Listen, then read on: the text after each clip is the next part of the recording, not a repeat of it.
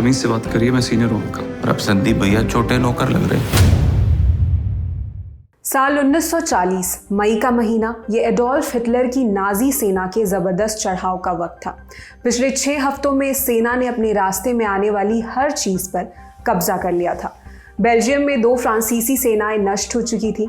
Nazi सेना का कहर देख ब्रिटिश आर्मी और उसके सहयोगी लाखों सैनिक उत्तरी फ्रांस का डंकर्क इलाका छोड़कर भाग गए थे। इसके बाद 10 मई को नाजी सेना फ्रांस में घुसी। महीने भर लड़ाई चली और 14 जून 1940 को फ्रांस ने हिटलर के आगे हथियार डाल दिए। मार्शल पेटन फ्रांस की कठपुतली सरकार के प्रधानमंत्री बने, लेकिन एक व्यक्ति जो उस समय फ्रांस की सेना में महज एक कर्नल था, उसे झुकना कतई मंजूर नहीं था। वही एक था जिसने मई के अंत में एक नहीं 2 बार अपनी पलटन के हमलों से नाजियों की ताकत को कुंद किया था। उसके पास ऐसी तरकीब थी जिससे वो हिटलर को फ्रांस से खदेड़ सकता था, लेकिन वो महज एक कर्नल था। बोला बहुत पर किसी ने ना सुना। फिर उसने हिटलर को फ्रांस से बाहर निकालने की कसम खाई और ये कसम 4 साल बाद पूरी करके दिखाई। सेना के उस छोटे से अफसर ने कुछ ऐसा किया था कि वो फ्रांस का सबसे बड़ा हीरो बन गया और बना युद्ध के बाद देश का राष्ट्रपति। नमस्कार, मेरा नाम है निहारिका और आप देख रहे हैं ऐतिहासिक किस्से कहानियों का हमारा रोजाना का कार्यक्रम तारीख में आज बात चार्ल्स डी गॉल।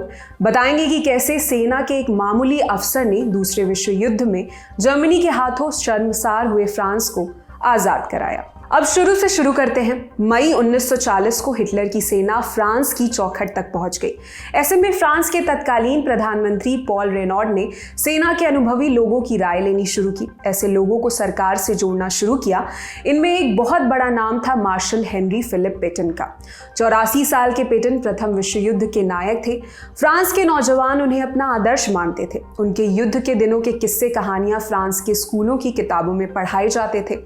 उनके कद को देखते हुए 18 मई 1940 को प्रधानमंत्री पॉल रेनॉड ने उन्हें सीधे फ्रांस का उप प्रधानमंत्री बना दिया और युद्ध की पूरी जिम्मेदारी पेटन को सौंप दी। लेकिन महीना भर ना बीता, पेटन ने सबकी उम्मीदों पर पानी फेर दिया। उन्होंने 14 जून 1940 को हथियार डाल दिए और 16 जून की शाम को फ्रांस के प्रधानमंत्री बन गए। पेटन और हिटलर के बीच समझौता हुआ कि फ्रांस में कठपुतली सरकार बनेगी जिसकी डोर हिटलर के हाथ में होगी। चूंकि ये सरकार फ्रांस के विशी इलाके में स्थापित हुई थी तो इसे विशी सरकार कहा गया। अब फ्रांस में सब कुछ बदल चुका था। लोगों की नजरें भी मार्शल पेटन को लेकर। फ्रांस आर्मी के अधिकतर जवान उनसे नाराज थे। इनमें से ही एक थे चार्ल्स डी गॉल, जो कुछ रोज पहले ही कर्नल से ब्रिगेडियर जनरल बने थे। गॉल मार्शल पेटन को गुरु मानते थे। वो जर्मन्स के आगे आत्मसमर्पण करने के पक्ष में बिल्कुल नहीं थे। डी गॉल ने पेटन को कई पत्र भी भेजे थे जिनमें नाजी फौज से निपटने की रणनीति भी उन्होंने लिखी थी, लेकिन शायद देश के उप प्रधानमंत्री ने एक ब्रिगेडियर जनरल के पत्र को तरजीह नहीं दी। भले ही फ्रांस की सेना आत्मसमर्पण कर चुकी थी, लेकिन चार्ल्स डी गॉल देश का सम्मान और वजूद मिट्टी में मिलते नहीं देख सकते थे। आखिरकार 16 जून को ही वो फ्रांस से चले गए और पहुंचे ब्रिटेन। अब जानते हैं कि ब्रिटेन जाकर डी गॉल ने सबसे पहले क्या किया। बताते हैं कि जब वो लंदन पहुंचे तो उनके पास केवल 2 जोड़ी कपड़े ही थे, लेकिन उनके पास हिम्मत थी और वो रास्ता था जिस पर चलकर उन्हें अपनी मंजिल तक पहुंचना था। अगले दिन यानी 17 जून 1940 को ही वो ब्रिटेन के प्रधानमंत्री विंस्टन चर्चिल से मिलने पहुंच गए। जैसा कि हमने पहले बताया कि डी गॉल का तब फ्रांसीसी सेना में बहुत ऊंचा ओहदा नहीं था और ना ही वो युद्ध में कोई निर्णायक भूमिका निभा रहे थे। ऐसे में जितना नाम उन्होंने कमाया था उस सब के बारे में एक पत्र के जरिए चर्चिल के ऑफिस वालों को बता दिया। आखिरकार ब्रिटिश पीएम उनसे मिलने को राजी हो गए। मीटिंग हुई। डी गॉल ने चर्चिल को प्रस्ताव दिया कि वो इंग्लैंड में रहकर मित्र देशों की सेनाओं को जर्मनी के खिलाफ सेवाएं दे सकते हैं। चर्चिल भी कम कूटनीतिक नहीं थे। उनका दिमाग चल गया। उन्हें डी गॉल में एक ऐसा मोहरा नजर आया जिसका इस्तेमाल युद्ध के दौरान किया जा सकता था, इसलिए उन्होंने फट से प्रस्ताव स्वीकार कर लिया। लेकिन इसी मुलाकात में डी गॉल ने चर्चिल से एक रिक्वेस्ट की। कहा, आपके लिए जंग में जान लगा देंगे, बस मुझे बीबीसी रेडियो पर फ्रांस के लोगों को संदेश देने की इजाजत दे दीजिए। चर्चिल मीटिंग से उठ ही रहे थे कि डी गॉल की ये बात सुनकर उन्हें घूरते हुए वापस कुर्सी पर बैठ गए। चर्चिल के दिमाग में अब कुछ और चल रहा था। वो सोच रहे थे कि अगर गॉल ने रेडियो पर कोई राजनीतिक बात बोल दी तो सीधे हिटलर से पंगा हो जाएगा। जो वो लेना नहीं चाहते थे। चर्चिल ने जो सोचा वो तुरंत ही डी गॉल को बता दिया। डी गॉल ने पलटकर उन्हें जवाब दिया, मैं राजनीतिक या विवादित नहीं बोलूंगा, सिर्फ अपने देशवासियों का मनोबल बढ़ाऊंगा। 18 जून 1940 को ब्रिटिश पीएम ने अपने मंत्रिमंडल के विरोध के बाद भी डी गॉल को बीबीसी रेडियो पर फ्रांस के लिए 5 मिनट का भाषण देने की इजाजत दे दी। एक ब्रिगेडियर जनरल जो सिर्फ 2 जोड़ी कपड़े लेकर लंदन आया था, उसे अब अपने देश को आज़ाद कराने के लिए सबसे बड़ा हथियार मिल चुका था। एक ऐसा हथियार जिसने उसे दुनिया का सबसे प्रसिद्ध फ्रांसीसी और अंततः 20वीं सदी का सबसे महान फ्रांसीसी बना दिया। डी गॉल ने चर्चिल से किया वादा निभाते हुए रेडियो पर भाषण दिया। कुछ भी गलत नहीं बोला, बस अंत में खेल कर दिया।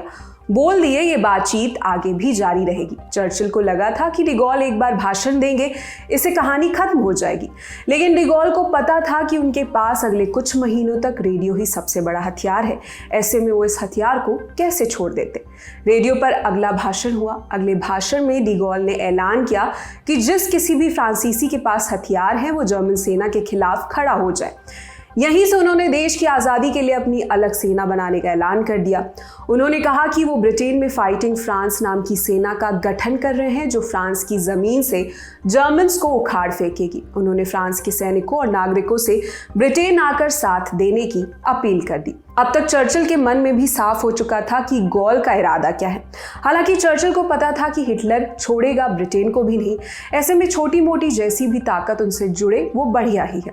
यहाँ पर डी गॉल को छोटी मोटी ताकत इसलिए कहा क्योंकि वो महज एक ब्रिगेडियर जनरल थे जिन्हें फ्रांस की सेना से बाहर लोग जानते भी नहीं थे। ऐसे में चर्चिल को लगा कि गॉल की अपील पर बहुत ज्यादा लोग नहीं इकट्ठा होंगे। ऐसे में रेडियो पर डी गॉल का प्रोग्राम आगे भी जारी रहा। फ्रांस में उनके समर्थक बढ़ने लगे। जब निराशा हर तरफ फैली हो तो मीलों दूर से आई उम्मीद भरी एक आवाज भी आत्मविश्वास बढ़ा देती है। फ्रांस वालों के साथ यही हो रहा था। उन्हें इस ब्रिगेडियर जनरल से उम्मीद जगने लगी थी। उन्हें लग रहा था कि ये कुछ बड़ा करेगा। कुछ ही महीनों में डी गॉल फ्रांस में एक चर्चित चेहरा बन गए। उनकी अपील का असर दिखने लगा। 1.5-2 महीने में ही उनके बनाए फाइटिंग फ्रांस ग्रुप से 5000 सैनिक जुड़ गए, जो जहां से आ सकता था चला आया। इसके बाद डी गॉल की नज़र उन देशों पर गई जिन्हें फ्रांस की कठपुतली सरकार ने अपनी उपनिवेश बना रखा था। उनमें कई अफ्रीकी देश भी थे जिनकी दूसरे विश्व युद्ध के दौरान हिटलर को ज़रूरत नहीं थी, इसलिए उसने इन देशों पर ध्यान नहीं दिया। डी गॉल ने इन देशों को फ्रांस की विशी सरकार से आज़ाद करवाकर यहाँ तैनात फ्रांस के सैनिकों के साथ कर लिया। 1940 के अंत तक डी गॉल के पास कई हजार वर्ग मील इलाका और लगभग 25,000 सैनिक हो गए थे। अब डी गॉल का कद बढ़ रहा था, उन्हें स्वीकार्यता मिलने लगी थी। जून 1941 में जब हिटलर ने अपना ध्यान सोवियत संघ की ओर लगाया तो डी गॉल को एक बड़ा और महत्वपूर्ण नया सहयोगी मिल गया। उन्होंने नाजीवाद को रोकने के लिए स्टालिन की प्रशंसा की, उन्हें समर्थन वाला एक खत भी लिखा। इसका नतीजा ये रहा कि सितंबर 1941 में सोवियत सरकार ने डी गॉल के आंदोलन को फ्रांस की वैध सरकार के रूप में मान्यता दे दी। ये फ्रांस के इस ब्रिगेडियर जनरल के लिए किसी संजीवनी से कम नहीं था। 1943 तक डी गॉल के आंदोलन को खूब समर्थन मिलने लगा था और अब तक उन्होंने लगभग सभी फ्रांसीसी उपनिवेशों को अपने नियंत्रण में कर लिया था। 1944 की शुरुआत में जापान के कब्जे वाले इंडो चाइना को छोड़कर फ्रांस के सभी उपनिवेशों पर डी गॉल का कब्जा हो गया था। डी गॉल की कमान में अब करीब 3 लाख सैनिक हो गए थे, यानी अब वो भी एक बड़ी ताकत बन गए थे। हालात बदल रहे थे। वो अब चर्चिल से फ्रांस के लिए सौदेबाजी करने लगे। वो अमेरिकी राष्ट्रपति फ्रैंकलिन रूजवेल्ट सरीखे नेताओं को नजरअंदाज करने लगे। ये देख अब अमेरिका ब्रिटेन ने उनका पत्ता साफ करने के लिए फ्रांसीसी जनरल हेनरी जीरो को उनके सामने खड़ा किया। डी गॉल साजिश को समझ गए। उन्होंने हेनरी जीरो से सीधे मुलाकात की और संधि कर ली। डी गॉल ने हेनरी से कहा कि जब फ्रांस जर्मनी से आज़ाद होगा तो वो उन्हें सेनाध्यक्ष और सह राष्ट्रपति बनाएंगे। आगे कहा कि इसके बदले उन्हें बस फ्रांस की कठपुतली सरकार से जर्मनी के करीबियों को हटाने में उनकी मदद करनी होगी। बात पक्की कर जनरल हेनरी खुशी खुशी अमेरिका चले गए। इधर डी गॉल ने फ्रांस की विशी सरकार में अपनी करीबी भर दिए। अब जर्मनी के खिलाफ फ्रांस में अंदर खाने विद्रोह और तेज हो गया।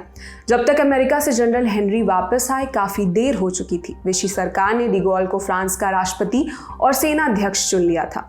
इधर इसी समय मित्र राष्ट्रों ने हिटलर को पूरी तरह से घेर लिया था। नाजी सेना जंग हारने लगी थी। 25 अगस्त 1944 को पेरिस को आज़ाद कराने के लिए डिगोल के फ्रांसीसी सैनिक शहर में घुसे। इसी दौरान जब चार्ल्स डिगोल पेरिस की गलियों से एक विजेता की तरह गुजरे तो लाखों लोगों ने उनका स्वागत किया। अब तक एक मामूली अफसर देश का भाग्य बदल चुका था, यानी ये अफसर जर्मनी के हाथों फ्रांस का तार तार हुआ सम्मान फिर हासिल कर चुका था। इसी के साथ तारीख के इस एपिसोड में इतना ही। आपके लिए एपिसोड लिखा था हमारे साथी अभय ने। देश और दुनिया की अन्य खबरों के लिए देखते रहिए दी लल्लन टॉप। शुक्रिया। जिंदगी 365 दिन बहुत बिजी रहने वाली है, लेकिन लल्लन टॉप अड्डा सिर्फ 3 दिन रहने वाला है, 24, 25 और 26 नवंबर 2023। पहुंचिए दिल्ली के मेजर ध्यानचंद नेशनल स्टेडियम में। एंट्री फ्री है। सिर्फ आपको लल्लन टॉप की ऐप या वेबसाइट पर एक बैनर पर क्लिक करके रजिस्ट्रेशन कराना होगा।